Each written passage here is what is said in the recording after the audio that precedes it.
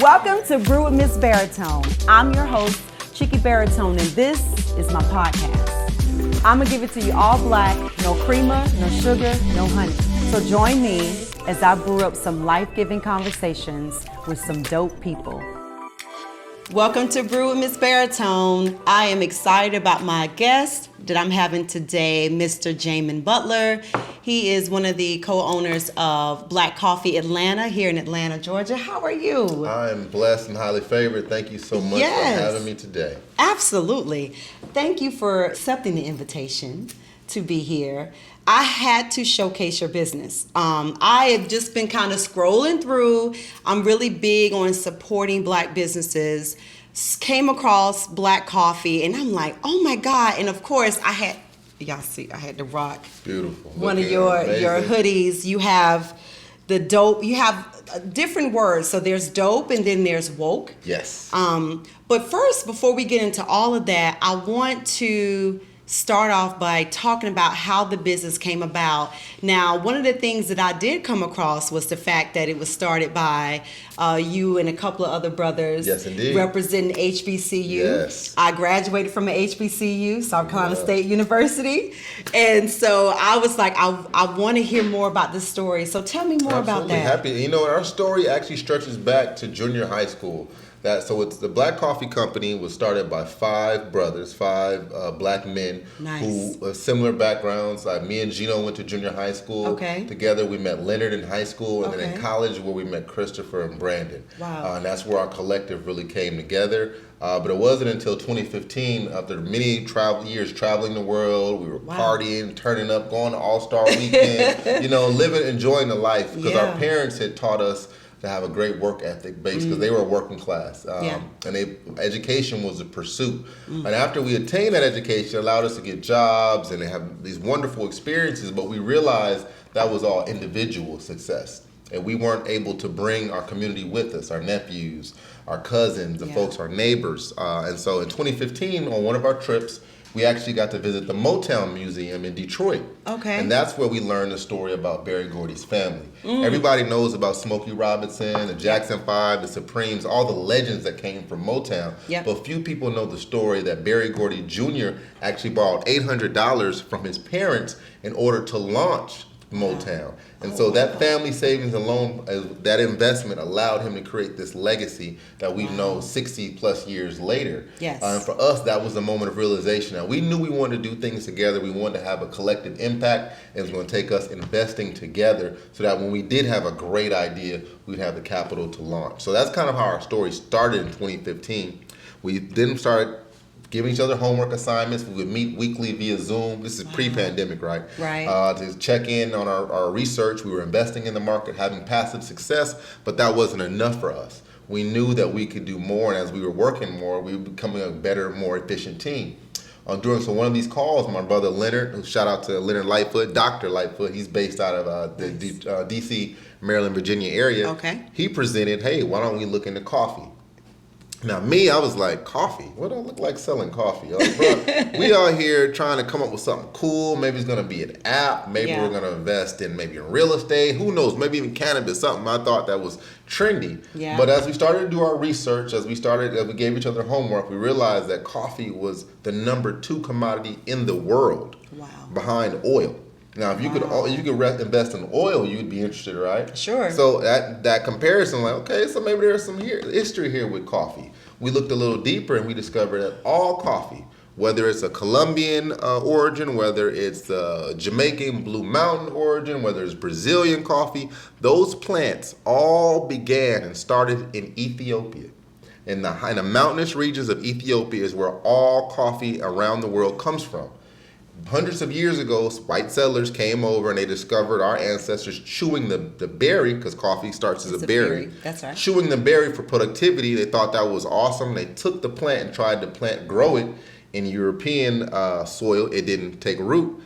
The plant, just like us, only flourished in tropical, warmer climates. Yeah. And so that's how coffee got proliferated around the world.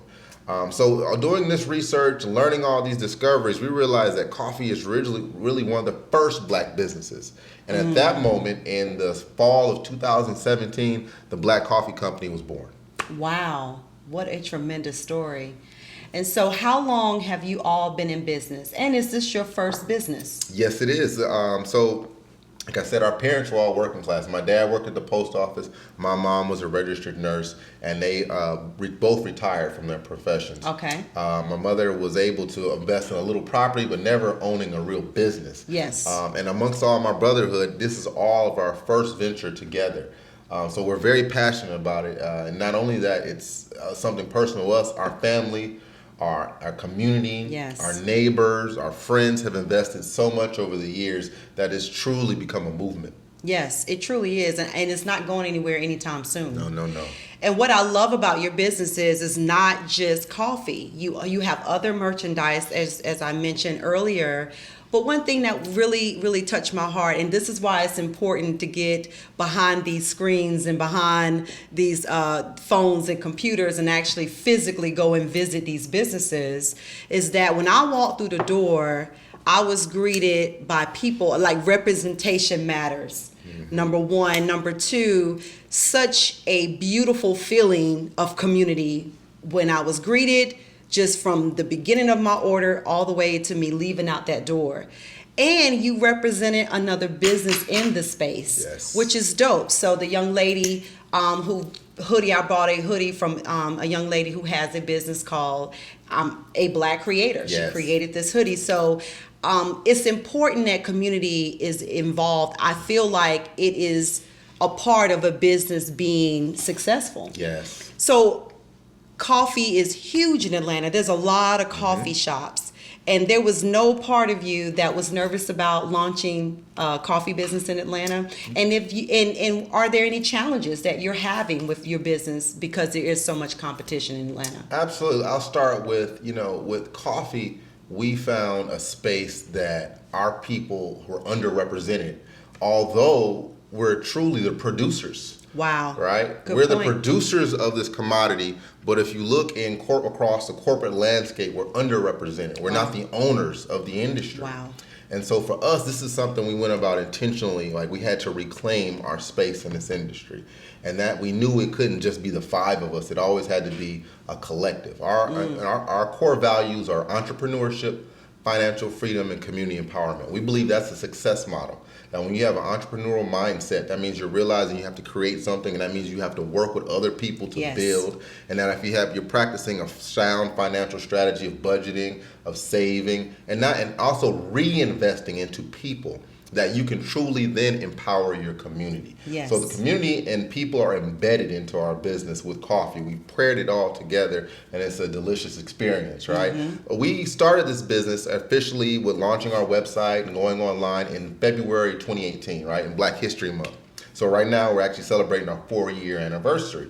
So all these actions were taken intentionally. So the first question we got when we launched the Black Coffee Company was, when are you going to open a coffee shop? Right? That was the first question we got. The first thing we did, though, we sold a coffee mug. Right? Okay. That was the first item we sold. It was a mug that said woke on it. It said woke because we wanted to reclaim our culture. We wanted to start with a word that was being utilized across the media, and people were attaching definitions yes. and meanings to it, but they didn't originate this term. It comes from us. So we felt we would reclaim that and give it a definition. And then we said the same thing with dope and such. But it was this intentionality that led us to always focus on having community embedded in our business. So as we went across the landscape, we started building, we started meeting folks in the industry, learning what are the challenges, where are the places where we succeed. So we were very intentional on researching coffee shops and this industry before we decided to launch them. Everything was intentional, step by step. We started with a mug, then we got to coffee beans, then we got to all our merchandise, then we got to K-Cups for producing and manufacturing our own K-Cups. Nice. Then we actually grew our online presence where we were doing online vendor fairs. Well, during the pandemic and the height, we were having vendor markets online utilizing video conference platforms. Right, and so this was allowed us to continue to stay connected to our people, to make sure that we were supporting others, because these were all other entrepreneurs who were growing, while we grow our efforts as well. And mind you, at the same time, we're still researching the industry, going to coffee shops, learning. So when the pandemic was at its height and our sales were going through the roof online, wow. we knew, okay, this isn't going to last, and we're going to have to be prepared to pivot. And at that moment, my brother Christopher Bowden, who's standing over here in the side, who's based in Atlanta, has been on the ground in Atlanta for over 10 years. Wow. He said, listen, if you guys are ready, our first coffee shop must be in Atlanta, Georgia, because that is where our people has the that's where the pulse of our people is. That's where the culture, that's where it all originates. Whether you're talking about the music, whether you're talking about the fashion, whether you're talking about who's trending, it all comes from Atlanta. So he's been on the ground here for over 10 years building relationships and developing that pulse so that when we were ready, I'm from Los Angeles and the majority of our founders are from there, but we knew that wasn't the space we wanted to enter first. We wanted to be where we would get the most support, where we'd be able to have the most effect so that we could then grow into the other bigger cities and bring this brand.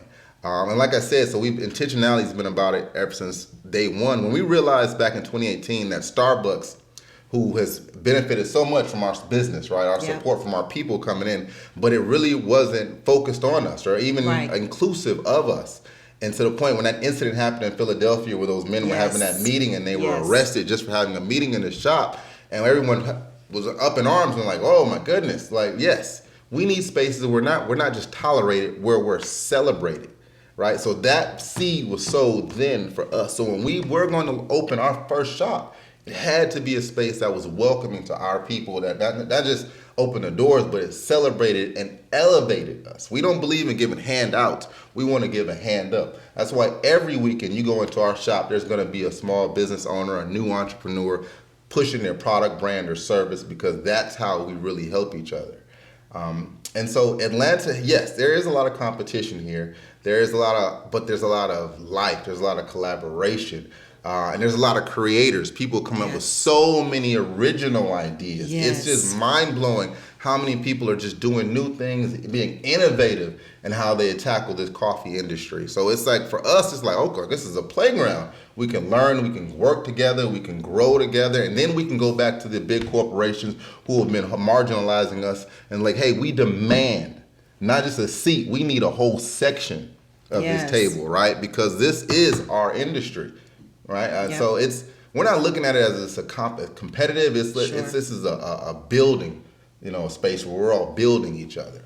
Love it, and you are truly practicing what you preach, because your brand is based off a community, and the location of your coffee house is dead smack in an area that needs representation. Yes. So talk to me about how you decided to have the coffee house where it is now, which is South Georgia, Jonesboro. Yes. So I gotta give props to my brother Christopher Bowden again. That's what's he up. Selected the location, right, based on all of our values and what we think is the most important when you're showcasing Black excellence. Yes. You don't need to go into the shiny new building or this millions of dollars have been spent on this intersection. You need to go back into the communities where your people are and show them how you build, right, with intention. And it's not about like, oh, we got to go where the money is. No, you bring the money to you. I love it. And we're bringing the investment, we're bringing the people, we're bringing the community back home. And if you look in Lakewood, Georgia, this was an area that was underserved, underdeveloped. When he told me that this was the location, I said, oh, I came out here. It's like, I don't know, bro. I don't know if we can do it. I mean, I got a lot of faith in our community, but I was scared. Mm-hmm. Well, we'd already started moving, so we had to go and fulfill that. And shout out to Killer Mike, because he was the one that really put the gas in our back, in our car engine, and said, hey, he thought that, and shout out to the Ali family, that's who we got connected with, and said that they were a good people to work with. So once he got there and met them, and we saw it, okay, we're gonna make it happen. It's good.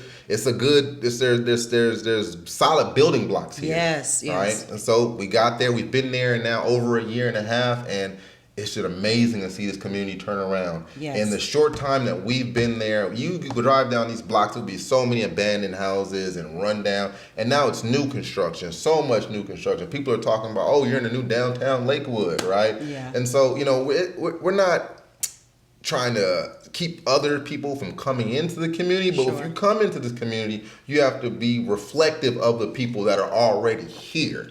Right, don't come to change it to make it what you want. Right. Let's elevate or reinvest in what's already here. Exactly. Great point. And so you guys are also about to kick off your coffee Fest. Yes. And I think that what you have built with intentionality through the height of the pandemic and bringing businesses virtually now is about to spill out in a more personable encounter. So talk to me about the decision to do this coffee fest. Where did the idea come from? And is this something that you all are planning to do annually? Yes, annually. So I'll start my brother Leonard Lightfoot. We call him the coffee engineer. That's what's up. He was very adamant last summer that we participate in an event called Invest Fest. This was an event that's curated by the Earn Your Leisure podcast. These is Rashad, Bilal, and Troy Mullings. They're leaders in the movement of financial freedom. We've been following them for years, and they were having their first festival. And where were they going to have their first festival? Wow. In Atlanta, Georgia, at the Georgia World Congress Center. 2 months after we had just opened the doors to our business. Wow. So it's like, okay, are the stars aligning? I was like, can we do this? Can we have our shop open and us also vending in this space and building these connections? And thankfully, our team was able to make it happen. We went to Invest Fest and just killed it, right? Just the success, the love, the support, you name it, right? It was just overwhelming. And we were like, oh, we're here every year. We want to do this every year. And it's like, then we went to our own homecoming at Xavier University. Shout out to our beloved HBCU. We go to our homecoming every year to build with our community, to show love to New Orleans. That's our second home. That's where we kind of our space where we were born together. Nice. And we were like, dang, there's so many people come together. It's like we need this energy. We thrive off of it. And we have to wait every once or twice a year for it to happen. We were like, my brother Leonard was like, yo, we need to make our own festival. And I was like, good. I'm trying to get open 7 days a week, bro. Now you want to do a festival? I'm like, how are we going to do that? But just like we did everything, we put it on pen and paper. We put a plan together. We brought the team together. We communicated, and we started working together. And here, lo and behold, now we're about 7-8 weeks away. We have our keynote speakers confirmed. We have over 24 vendors confirmed. Nice. We've gotten sponsors. Shout out to Tarani, Oatly, La Marzocco, Ali K Naturals. Nice. It's coming live, right? The website is live. Tickets are on sale right now. You can get your GA tickets for the 2 days or your VIP, lock in that exclusive experience. And we're adding to the program. More people, as they hear about it, want to participate. So now we've created our own festival, and it absolutely will be annual because we want to launch other creatives, other entrepreneurs, other businesses, because that's what this community, that's what we're all going to need to sustain success. Absolutely. I love it. And one thing I love about what you're doing with the business as well is you're taking 1% of the profits to contribute to educational funds. What's the thought process behind that? Why the educational funds? You could have taken 1% of your profits and shared it anywhere, but talk to me about the decision to do it for that. It goes back to our origin. When we start, the genesis for why we decided to come together was about we bonded through education. Okay. Education was our hand up. Yeah. Our parents were all working class, and the only way they knew for us to get out of the hood, out of the communities that we come from, was education. That was the only path. There weren't business. People weren't offering apprenticeships or out jobs to us. So education was it, and they were adamant, right? Good grades, go to school, stay out of trouble, etc. That was drilled into us. And so as we leveraged that, we utilized education to pull ourselves up a bit. We wanted to continue to make sure that is a tool, that is a space that our youth can always go to. Like, we are champions for education. Now, not everybody doesn't need to go to school for 20 years to become a doctor. Some folks are going to learn, through experience and become entrepreneurs. But by having that exposure, by having some of these fundamentals at college and getting a graduate degree or going to a trade school can give you is invaluable. So when we created our investment club, the name of the business the investment club was Backpack Investments. Well, our first plan was that we were going to, from the Backpack Investments Club, we were going to invest in high impact educational materials for the youth. Okay. Literally, we were going to buy backpacks, fill them up with materials that we thought were high impact, resources, and hand them out to the community. And that's something we're still going to do. Yeah. But the business got so big, and so we were just able to then start redirecting funds to other nonprofits. So we've invested in Math for Success. That is a STEM-based literacy program. We've invested in mental Humanity 360 for 365. That is a mental health awareness program. So it's expanded past education. And every year we participate in Xavier's annual Give Love campaign, where we've raised tens of 20 or thousands of dollars. The Black Coffee Company has raised and given back to Xavier University over the years, and other organizations, because it's all about making sure that other people have pathways to grow. Awesome. That's wonderful. And that's always needed. Your location that you have currently right now, do you plan to have other locations in Atlanta? Yes, we do. But the goal with this location is it is the hub. It is the platform, and we're really building out the space still. We're still fine-tuning, even though we've been open for over 8 months now, that we're still focusing on that, delivering that exceptional customer experience. Like you said, when you came in, you were greeted. That's something we practice, we put an emphasis on. Yes. That we want everybody that comes through that door to feel important and special and celebrated any way we can.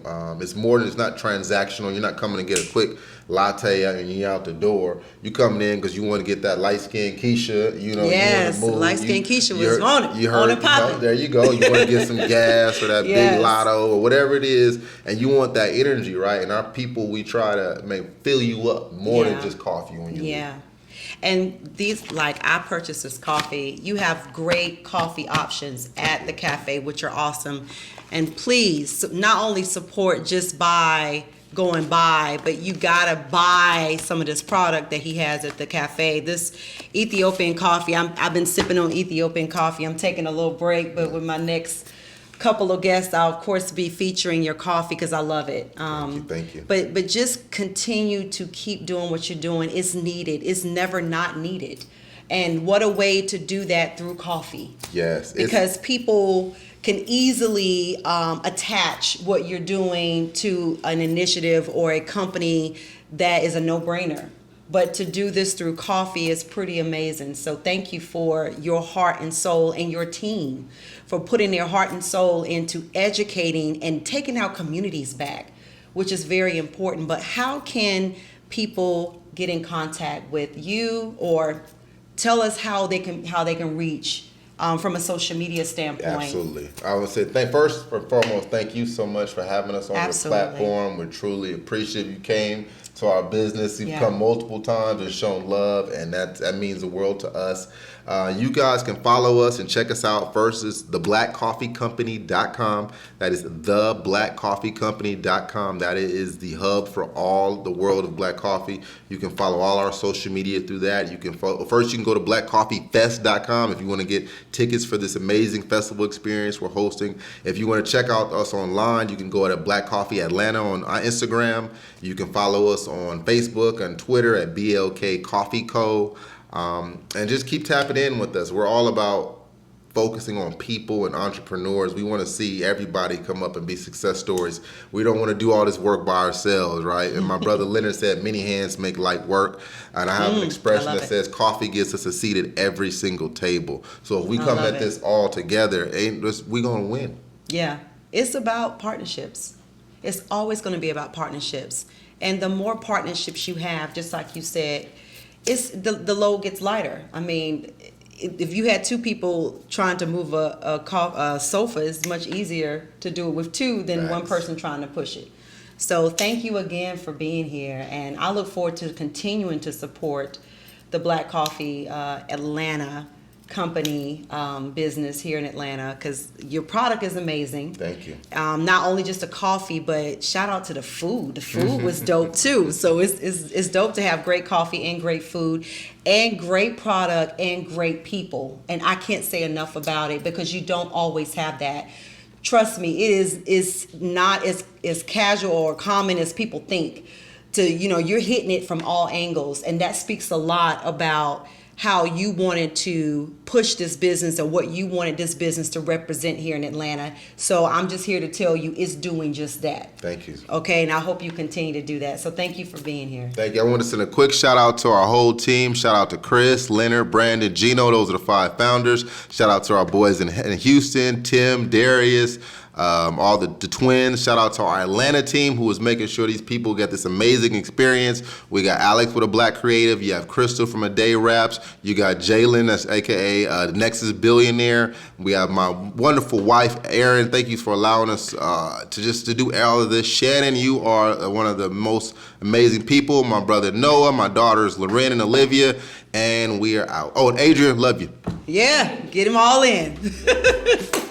Awesome. Thank you so much. Good job. Good job. Good job.